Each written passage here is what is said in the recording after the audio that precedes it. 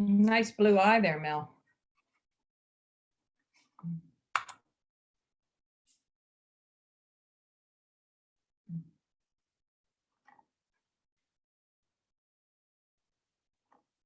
Hello.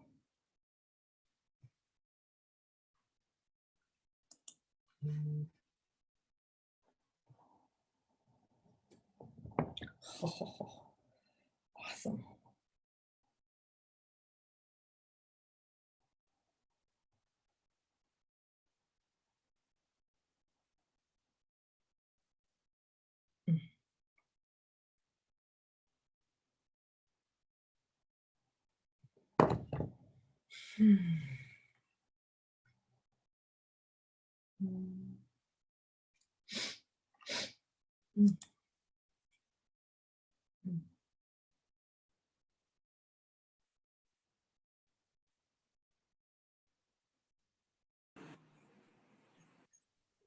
Hi, Cheryl. Hey Mel, how you doing? Nice big blue eye there. Yeah, I'm up still kind of working at the Community Resource Hub, so I've turned the video off. Ah, nice. But I didn't want to miss the meeting, so I'm listening in. Cool. Cool. Yeah, we've got a lot of these going on, so I literally am going from one meeting to the next to the next. Hey Cliff, how are you? Hey Ron.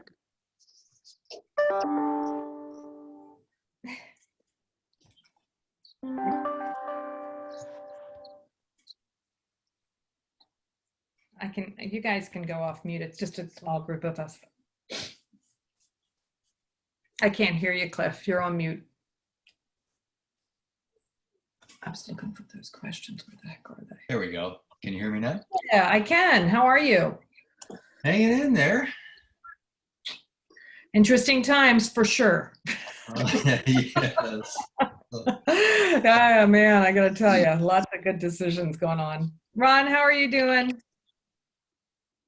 We can't hear you. You're on mute.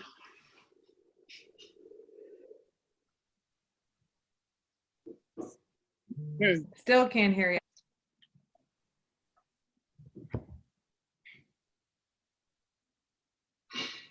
I can hear Cliff, but not Ron. Yep.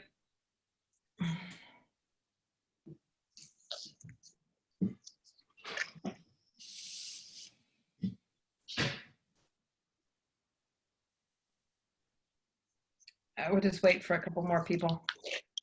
Oh, hello, Emily. Melody. No, I see you, Melody, but Emily's Oh, joining. Emily joined too. Yes, so excited to have some help. Since I'm working and have to keep my mask on, I'm not going to keep the video on, but I'm going to listen. Ace, how's that? I'm just going to give a couple more minutes to see who else joins. So this is going to be, I think this is like our fifth, maybe fifth or sixth, well, fifth roundtable, maybe. I can't even keep track anymore. To talk about sort of what people are thinking about for reopening. And I think everybody knows everybody. Does everybody know Emily Wigley from Orca Eats? Of course. Yep. Okay. Yeah, Yes. she works with me on the chamber board, so she is gracious to take notes and make sure that we can consolidate all the feedback that's coming back from everybody. I guess the quick question, and these are all about sort of reopening, and I'm kind of curious what you guys are planning on doing for reopening, if anything different. Are you reopening, I guess is a good question. I can start if you like. Sure, Cliff, that's great. So we are planning to reopen. We got a paycheck protection loan. Yay. So that's going to fund, unfortunately, the timing, you know, they basically tell you your 8-week window. Mm-hmm. Yeah. Whether it works for you or not, you're stuck with it. Right. And for us, it kind of works, kind of doesn't. Mm-hmm. If the state opens around June 1st, For phase 2, then we'll have about 5 weeks worth of funding while we're actually open to the public. Right.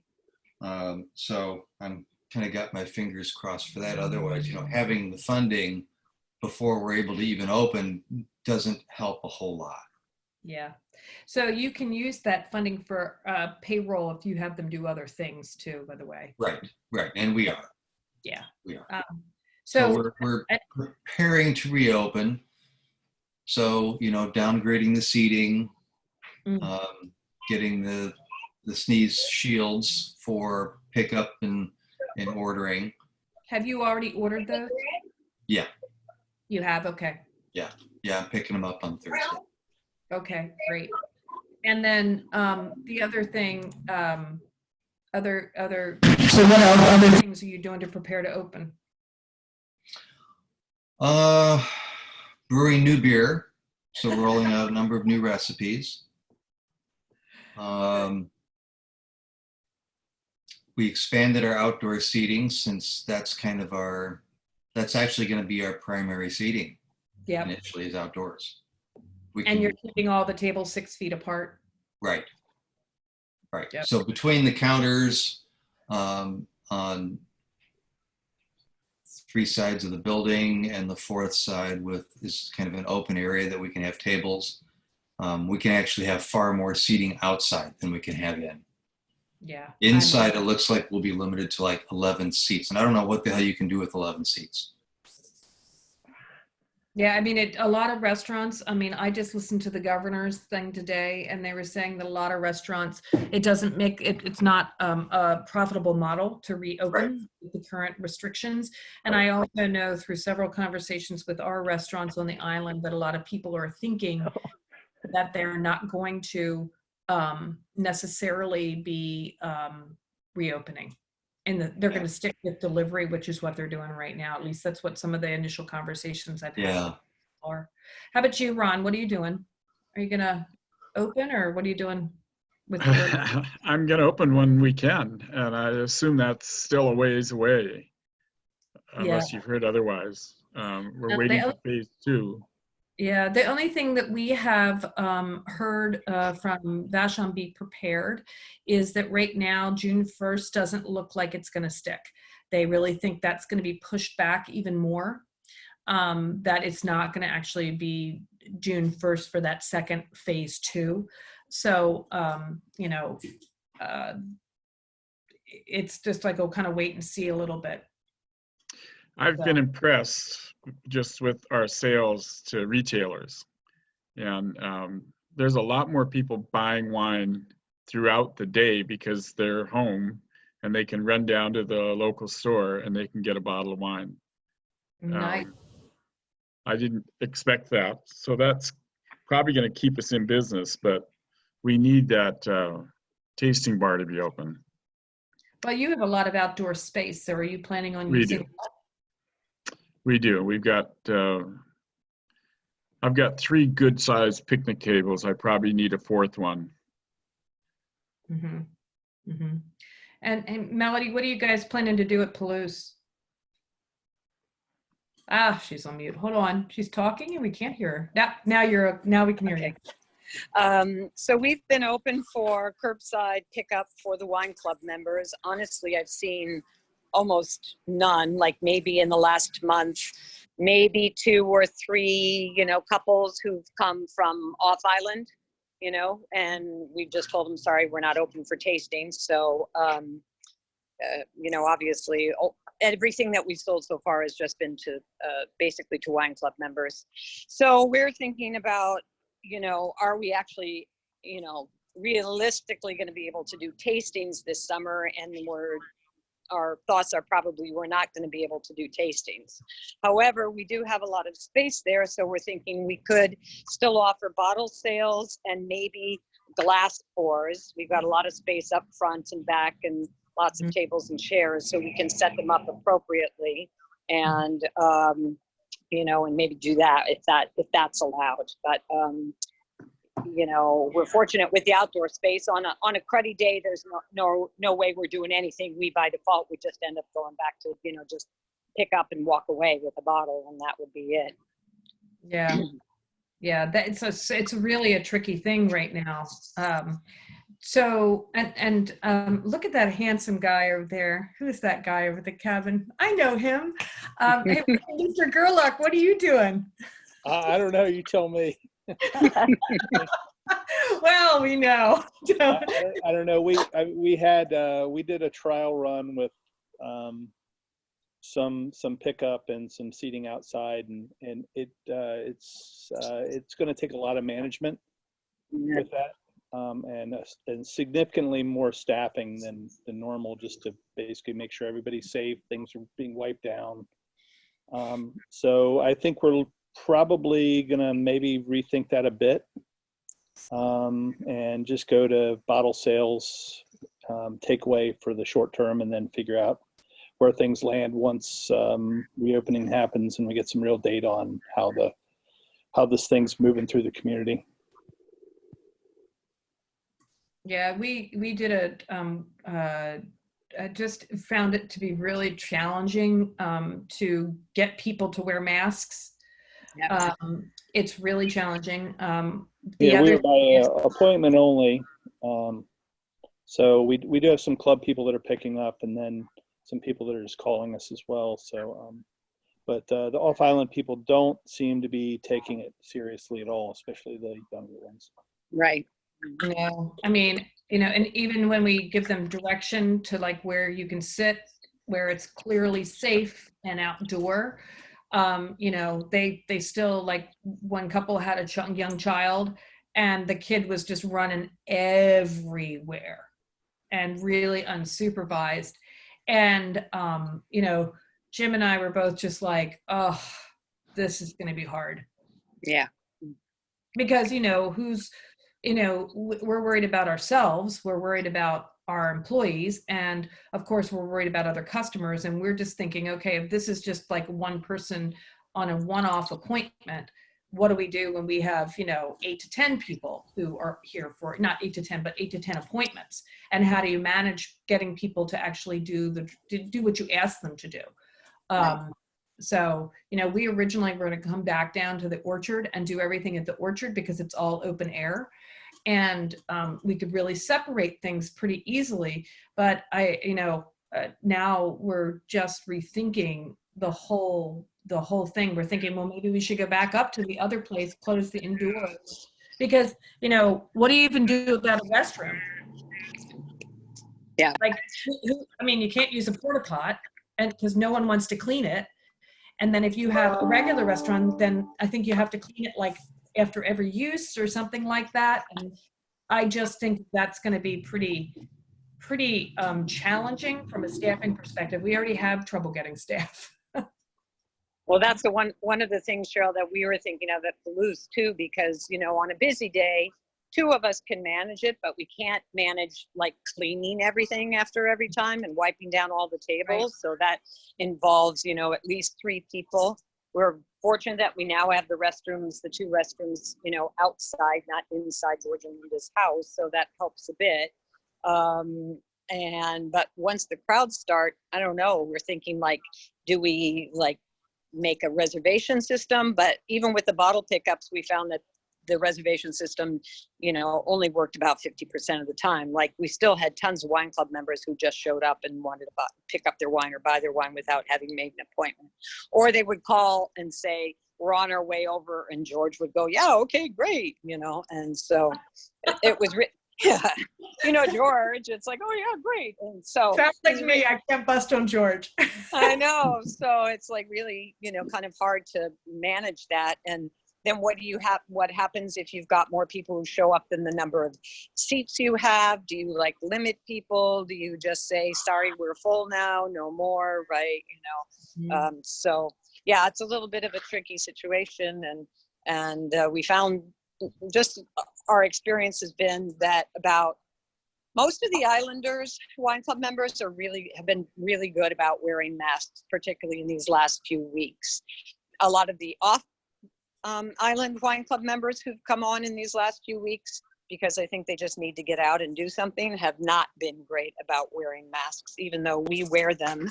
And I have in several situations had to, basically tell people to back up, because they're there. I've got my mask on, and they're there without their mask, and they're basically leaning over my shoulder, right? So wanting to look at whatever.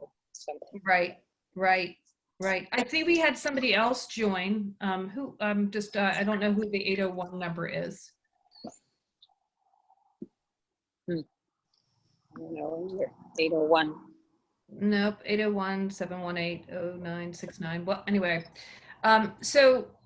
yeah, there's lots of challenges. And I think the mask thing is a big concern for both clients, the customers who are coming through, as well as for the employee piece. One of the things that we're working with Vashon be prepared on, as I relate to it from the chamber perspective, is the idea of a, if you will, a free kit that would include masks that you could give out to people who maybe didn't have masks when they showed up, or hand sanitizer, so that you would have that there for people to use as they're maybe, paying for something or putting their card in, or, just coming into the establishment. Also, printed copies of the signage for wear a mask, practice good social distancing, those types of things. Actually, even we found a vendor for reasonably priced, we think we found a vendor for reasonably priced sneeze shields for cash registers and things like that, if people need those. Floor decals and markers to say this is 6 feet, to help sort of cue people up. And then the last thing is sort of a consistent island approach, or if you will, a Vashon Island community commitment to safety, which would be like sort of a sheet that you would post either on your website or on the entrance to your facility to say, here's what we're doing to keep you safe and make our customers comfortable. And here I like are the that idea. the things that we're doing. And so everybody who attends the seminar that we're doing, that's like 1 hour, kind of with the high level, sort of here's why you should do these things, would be able to get a free kit with all this stuff in it. Like we're thinking like somewhere between 5 and 10 masks, and all the copies of the posters, plus the hand sanitizer, all that stuff is a free kit for attending. And I didn't know what you guys would think about that. How does the mask work and people tasting wine? What do we do? Give everybody a straw? Oh, you just. That's how I'm drinking my wine. It's right on the side. It's right underneath, right? Exactly. Well, one of the things that's really a problem with the tasting is that you can't have glasses and you can't pour tastings. What do you mean? How do you do that? Well, you can't have glasses. I understand that. Well, what are you going to do? Have people come in with their mask and pour for them, and then have them walk away, and then come back and pour again and have them walk away? Well, that's why. That's why we were thinking that tasting is really difficult, but by the glass pours might be manageable, right? You can control the number of people who come up to the table. And we would probably just put our big table right up against the big garage door so nobody could actually come inside. And then, make the lines. And so people could buy a bottle and take the bottle. We'd open it for them and sit at their table. We'd give them the glasses, or they could buy by the glass. But I don't know, really, we don't know how we would be able to manage tastings. That seems pretty impossible. Yeah, that's a good point, Melanie. Oh, go ahead. It's I guess by law, if they're going to drink something, we have to open the container in our place of business. Is that correct? Correct. Yeah. Yeah. So one thing that we're planning on doing is basically we're going to have two clear screens. One for when they come up and order something, and then the other for their pickup. And there's just going to be a little cutout at the bottom where we can just kind of set things down on a wooden surface behind the guard, and then they can grab it and take it away. Yeah, and I think, Cliff, you're probably more set up than this than the winemakers, but I'm pretty sure the health department probably doesn't want us to re-pour tastings in the same glass. Yeah. If you go to a restaurant, Exactly. you're not actually allowed to refill a beer with Right. into the same glass. You have to basically get a fresh one. That's right. Exactly. Yeah. Yeah. So I it's think either, I it's don't- either you rewash the glassware or you use disposable. Yeah, I think, we were thinking we were going to do disposable because the idea of, I mean, how do you deal with the glasses? It just becomes just a nightmare.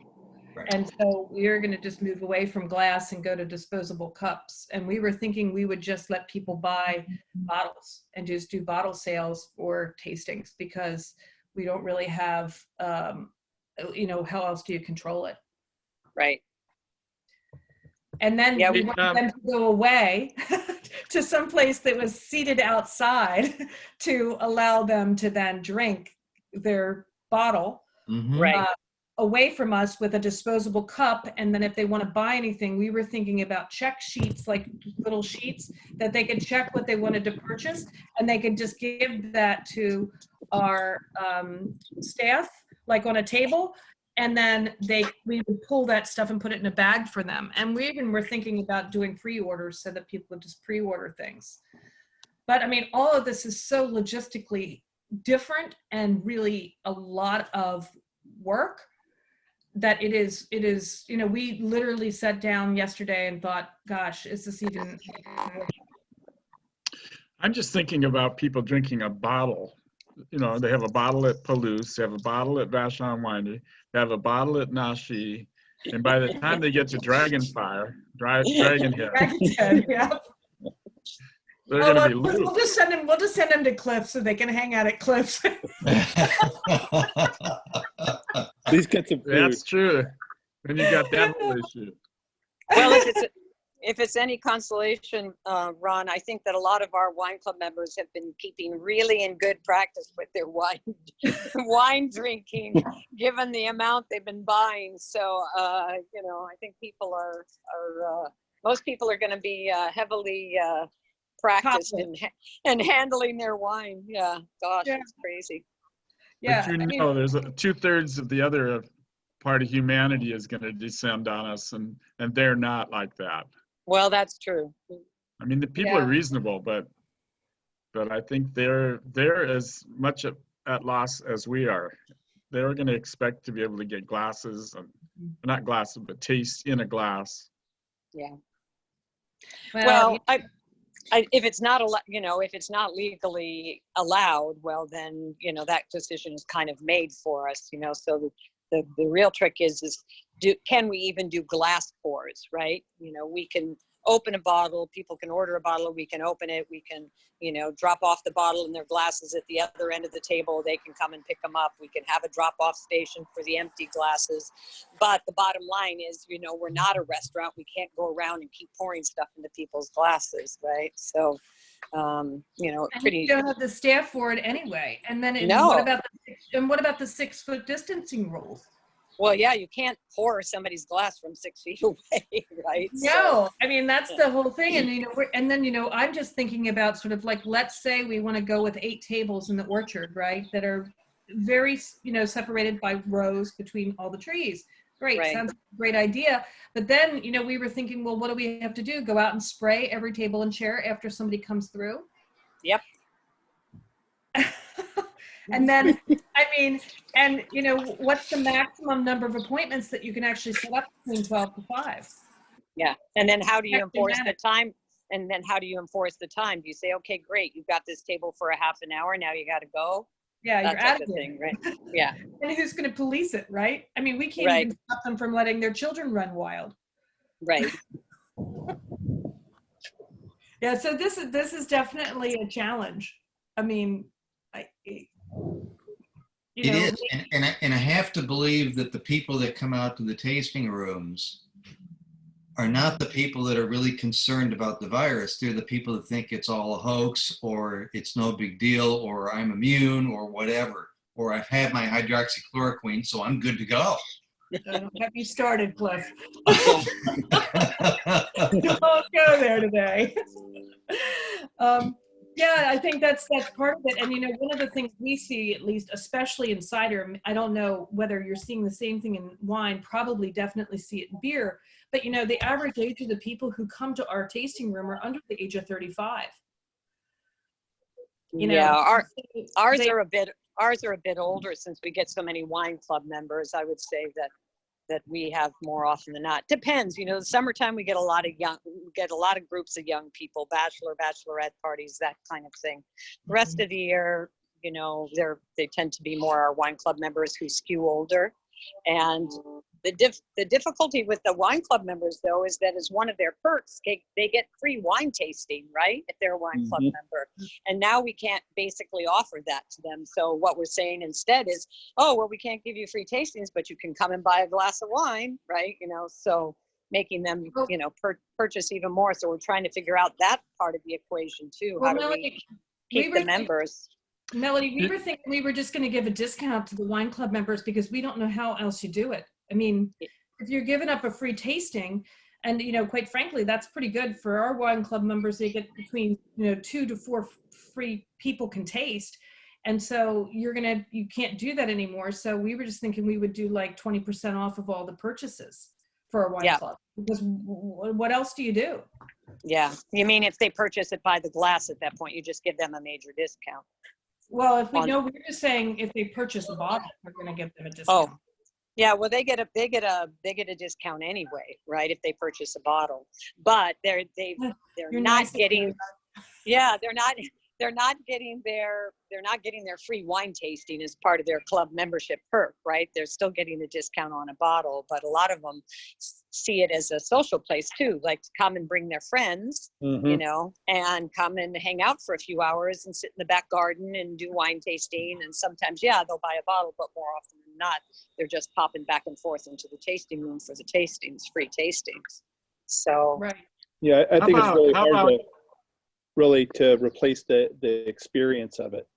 right. It feels a little shallow just to say, okay, here, take $10 off of something. It's not quite the same level of service that I know we want to do. And, you know, I know Palouse and Ron, part of it's just being able to meet the makers and really hang out and learn a little bit. And I think that's the part that we're really struggling with, is how do you maintain that really rich personal experience when you just sort of have to say, here, take your bottle from 6 feet and go enjoy.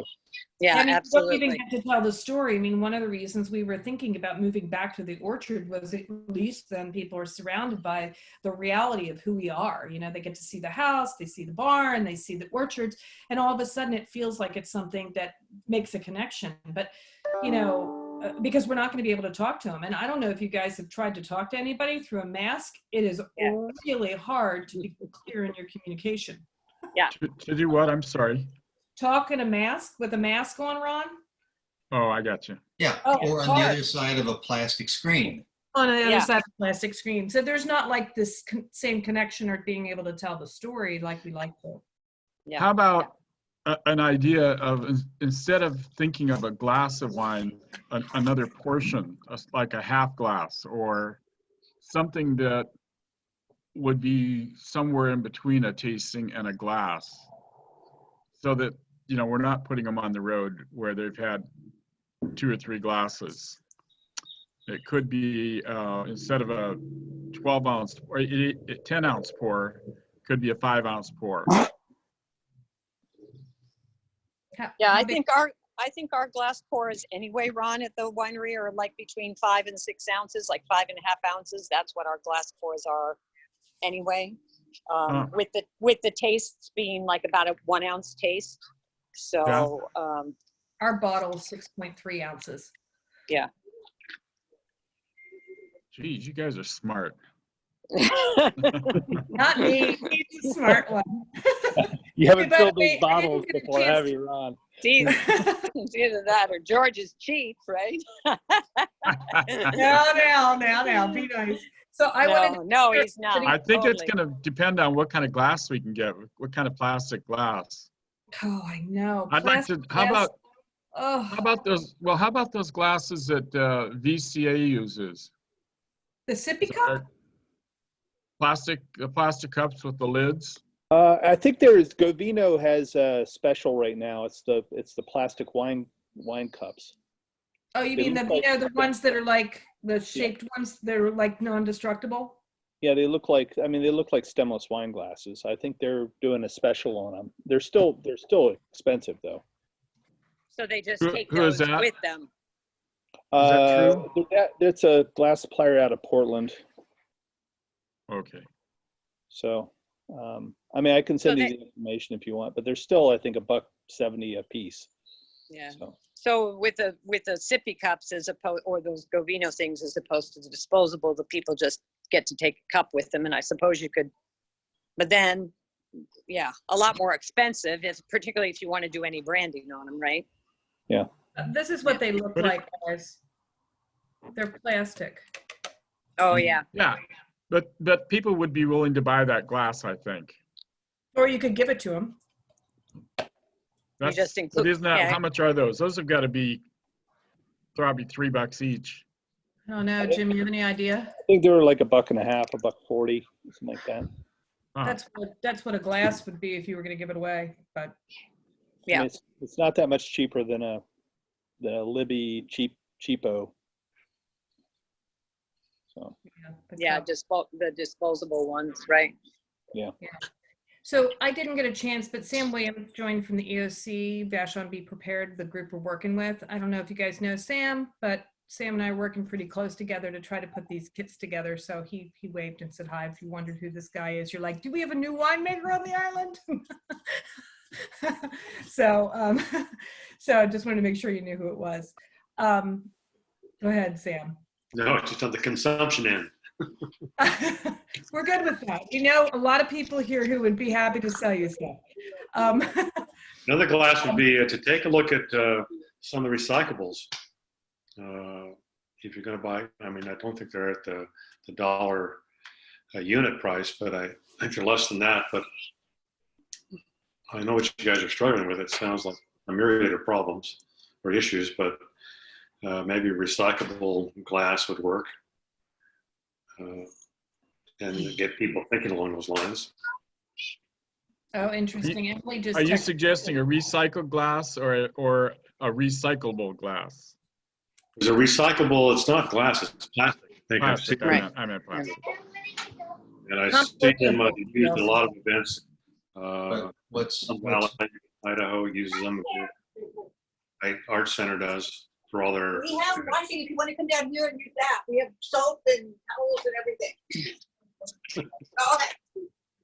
the challenge, and I think Emily had shared a comment about it, is that what's compostable or recyclable in the city of Seattle is not necessarily Right. compostable or recyclable in unincorporated King County. Exactly. Those compostable containers are a bit of a headache. I mean, you're better off just getting recyclable plastic because the compostable, we can't take it here at our recycle compostable center. stuff. By the way, that compostable stuff doesn't break down in your compost. And the reason we know is because we use compostable cups sometimes. Yeah. And they literally are in our compost bin forever. Yeah, no, they're not actually that compostable. They have to go through a special composting process in order to break down. And so it's not. I will tell you that these are BPA free and they do have a recycle mark on the bottom. Vino wine ones. Guess what are they? Yeah, Go Vino wine. So maybe that's an option. That looks a lot like our glass anyway. Yeah. Although I like this one better. Just saying. Me too, because bubbles go in that one. That's right. We like bubbles. I do like bubbles. So are there other things that you guys are worried about or that you might need or need support on? Well, I think the signage is a great thing. If we can all kind of be on the same page with the signage, I think that's a great idea. Rather than every, different restaurant or winery or brewery or cidery doing their own thing. To have a cohesive plan behind that, I think would be great. And then, because a lot of these people visit all of us, right? They just don't go to one place and stop. They usually will hit several places if they're truly here for tastings on the island. So I think to have a organized plan of attack is good. I wonder if there wouldn't be something that we could do that would maybe, I can't believe Jim I'm sorry, I'm going to say this and you're going to be like, what? No. Yeah, really. Lock your ears, Jim. Well, Lock I mean, your ears. I was just sitting here thinking maybe there's a way that we could get these in bulk and actually have something that is maybe branded for a bunch, because Melody makes a really good point. Actually, everybody comes to everybody. That's what they do. They travel around from one winery to the next to the winery, and you could maybe do multiple logos on a glass like this and source it actually in bulk. I don't know. I'm just brainstorming. Don't shoot. Yeah. We all like our own glasses. One thing in terms of the signage, for, the social distancing piece, Yep. We've already bought our stuff. I'd be happy to send along a link. And we just got it on Amazon. We got it like in a day or two. Okay. And Yeah, I'd love to see a link. That would be super helpful so we know what's already being done. And then the other thing that we think is really important is that we have sort of the signage that is this commitment to our safety in the community, and that everybody, all businesses have a sign that is exactly the same across the entire business community, so that people who are going from one business to the next realize that we actually have all talked to each other and we've actually all kind of agreed this is how we're doing it. And I think that'll make it easier for people who, for example, are not necessarily interested in, wearing a mask. They're going to go every place they go. They're going to see the same thing, where we're actually all saying the same thing. I like that idea. Yeah. And we were thinking we would allow people to write in what they're doing specifically, in addition to like CDC guidelines and King County guidelines, but we're all wearing masks for you. We're cleaning, X, Y, and Z so often, we have a sneeze shield up, just things like that. So people can see we're taking it seriously by business. Every business is going to be different. So we felt like we needed to have a place where people fill it in. Yep, that makes sense. Well, and to reopen in phase 2, we all have to have, or at least I do, I'm assuming you guys do too, but I have to have a written set of policies and procedures to adhere to the guidelines. Now, my understanding is there's not going to be any inspection. I don't have to submit it for approval, but they say that I'm obligated to do it. Okay. Sort of like a HACCP plan or something like that. Well, hang on just a second. I got to close the door here. I thought Melody had a new baby or something. So for phase 2, like I saw the governor's guidelines, and this was specifically for like bars and restaurants. Right. Where we're someplace in between. We don't really know where we. Yeah. Exactly. But a lot of it applies. I mean, it's, keeping people 6 feet apart in line, seating that provides 6 feet of spacing, and on and on and on. Yeah. So one of the questions is, and we have somebody, Sean McVeigh, I think, is on too. Hi, Sean. Hi. Thanks for joining us. Yep, no problem. And you're welcome to join in the conversation as we're talking about sort of things we need to do to reopen safely. So where was I? Oh, so not every business is going to need the same thing. So, we were thinking that we were going to do like the set kit. Well, I mean, I'm guessing, Cliff, you might want the floor decals. You might want the commitment sign. You might want the masks. And I'm sure you would take the sanitizer. Yeah. Right. Now, is that what everybody needs? I mean, we were thinking, well, we can't use the floor decals because they're not going to stick to the grass. Right.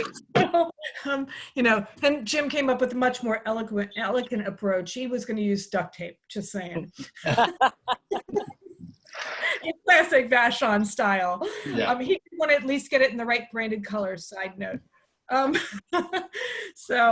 You know, some stuff's going to work for some people and not work for others. You know, one of the things I was thinking that would be really helpful is maybe spray bottles, because we're going to have to spray all the chairs and tables off.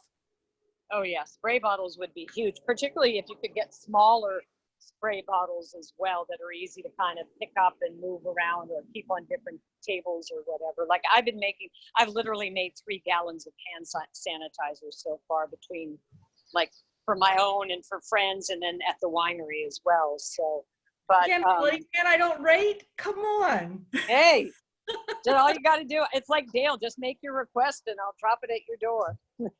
Yeah, I live with this stuff. I have it at my desk just in case Zoom gives me some bug. Anyway,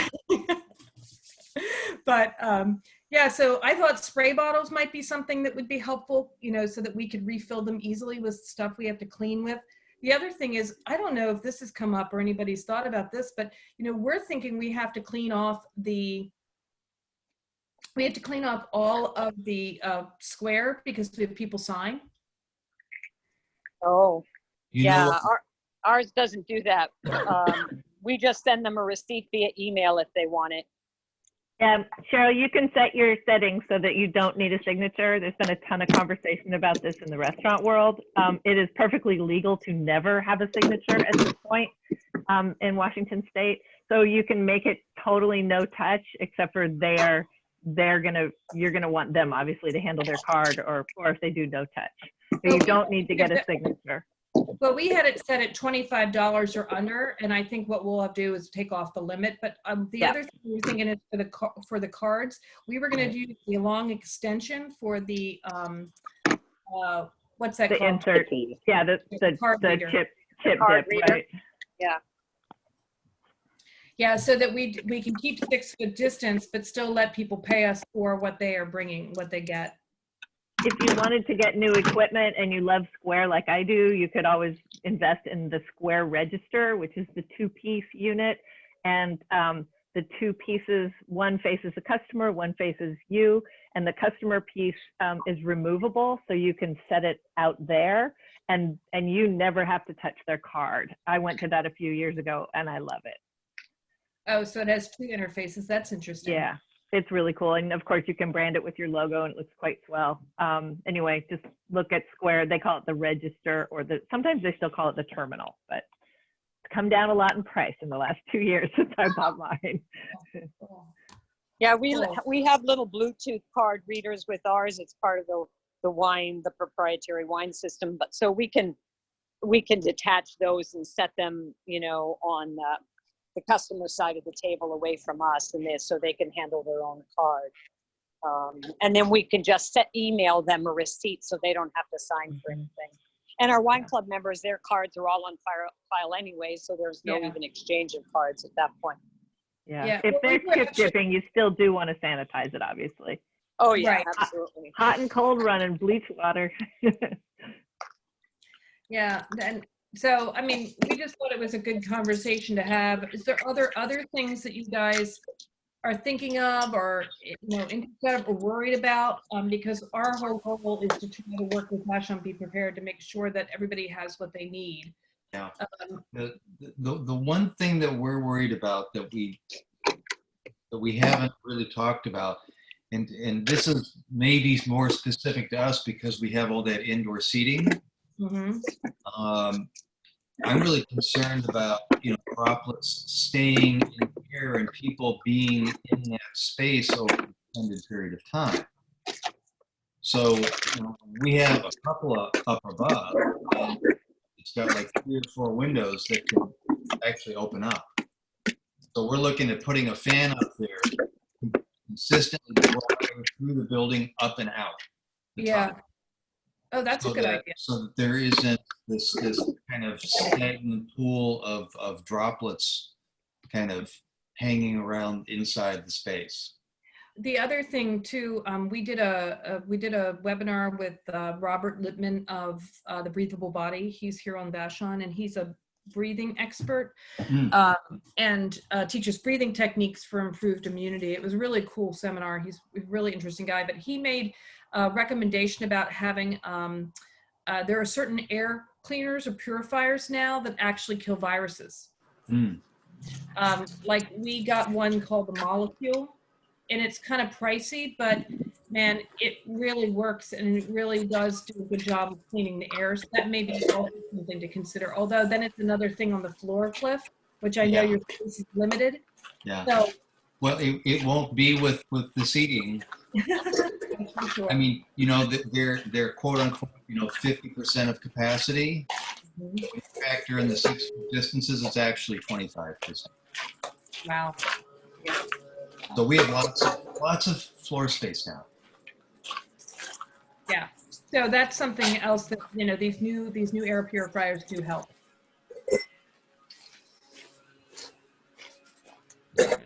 I think it's Melody who's making all the noise. Sorry. So I think the new air purifiers could be something that could work. Mhm. That's one of the reasons why Jim and I have been thinking that we should be outside. Yeah. And you know what? If it rains, so sorry. Yeah. Nothing we can do for you. That's how we feel too. I mean, we're good. We've got a lot of space inside and outside. We could even, keep the front for non-wine club members and the back for wine club members. But if it rains, all bets are off. There's like not enough room inside to have, more than, 3 small groups of people in at any one time. Right. Just don't have enough space. And the other question I had, Melody, and I've been thinking a lot about this, and I'd be curious what you think, is, they've said right now you can't have gatherings of more than 10 people. And so how does that work for us if we have that many people in our establishment? You know what I mean? Well, yeah, that's a good question. I was kind of thinking that was like, because don't they say in the restaurants, even though, you can seat the group 6 feet apart, but still each group cannot be any more than 5 people? Yeah, I think that the limit is on 5 people or less, right, Jim? Yep. Yeah. So I was thinking that's probably more like in the restaurant thing, where as long as we can have, different tables 6 feet apart, different sitting areas that are 6 feet apart, as long as there's no more than 5 people at any one of those tables. Does that make sense? Yeah. Yeah. Because they're not to, yeah, because they're, we were going to limit it to 4 people in a group, period. yeah, because there's not, they're not saying you can't have more than 5 people, period, or more than 10 people, period, in a restaurant. They're just saying you can't have groups. Each group can't be more than 5 people, and they have to maintain the social distancing and everything. So that's kind of what we were thinking about in that scenario as well. So you're going to have tables for everybody to sit down at. Yeah, we got a ton of tables there from all the different wine dinners and events and everything. So we actually do have quite a bit of seating area for people. We have 2 tops, 4 tops. We have the big tables that we could, divide and make, into 2 different basically seating areas, a couple at each end, and still maintain the 6 feet distance. So, but like I said, that's only if the weather is, if it's not raining. If the weather is bad, all bets are off. It's bottle sales to go, and that's it. Yeah.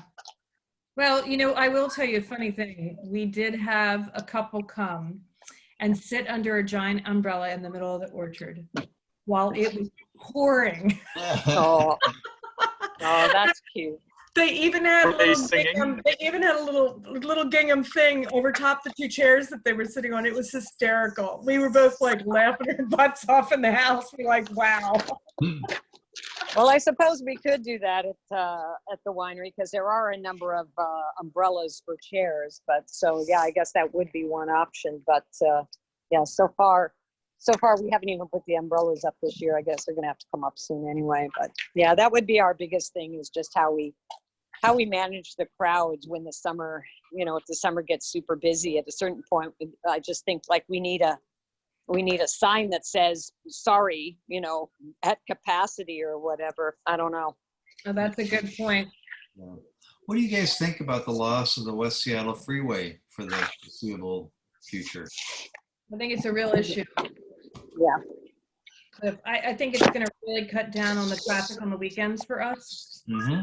Because we're going to lose all the people who come from, like, we used to get a lot of people from Shoreline. We get people from Everett. We got people Capitol Hill. Yeah. Capitol Hill, lots of people from Ballard. I mean, all those areas, even Bellevue, lots of people from Bellevue, and they're not going to come across.